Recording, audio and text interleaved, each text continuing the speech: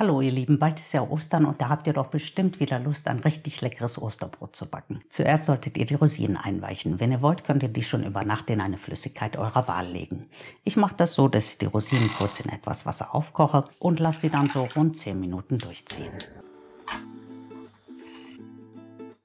Spült die Rosinen nach dem Einweichen auf jeden Fall noch gründlich ab, sonst verfärben sie nämlich den Teig und das sieht dann nicht so schön aus.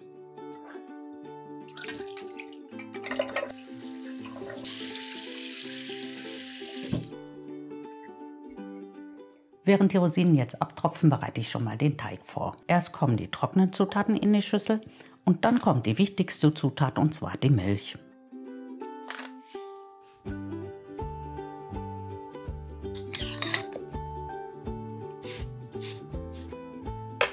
Damit die Hefe optimal arbeiten kann, sollte die Milch in etwa handwarm sein.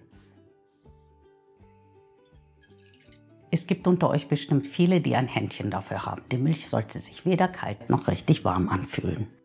Wenn du dir da unsicher bist, dann kannst du natürlich auch ein Thermometer zur Hilfe nehmen. Alles zwischen 35 und 37 Grad ist perfekt.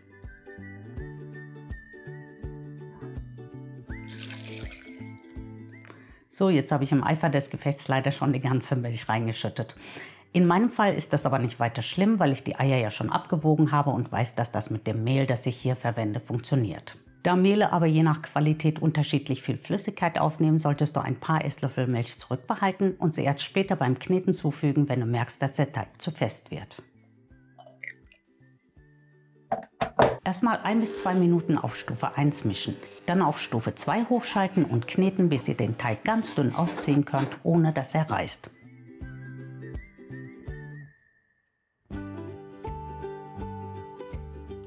Zum Schluss noch kurz auf Stufe 1 die Mandeln und die abgetropften Rosinen unterkneten und dann muss der Teig an einem warmen Ort so lange gehen, bis sich sein Volumen in etwa verdoppelt hat.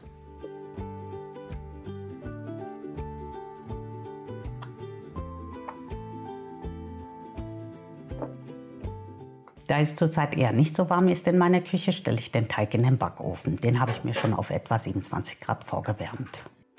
Achtet hier darauf, dass der Ofen nicht zu heiß ist, weil die Hefe sonst abstirbt. Nach etwa 45 bis 60 Minuten sollte sich der Teig in etwa verdoppelt haben und kann dann geformt werden. Die Ränder zur Mitte ziehen, umdrehen und ein paar Mal über den Tisch schleifen, bis die Oberfläche schön gespannt ist.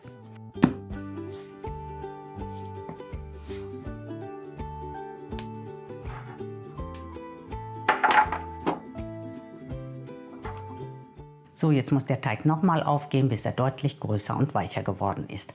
Wie lange das genau dauert, hängt unter anderem davon ab, wie warm der Teig und wie warm es gerade in deiner Küche ist. Nach ungefähr 20 bis 30 Minuten kannst du den Teig mal anstupsen. Wenn sich der Eindruck langsam und nicht ganz vollständig schließt, ist der Teig bereit zum Backen.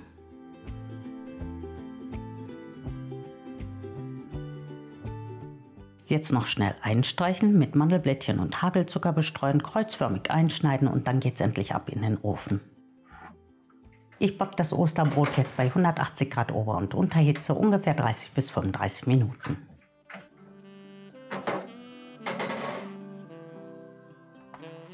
Jetzt bin ich mal gespannt, wie es geworden ist. Schaut mal, so richtig schön weich und locker.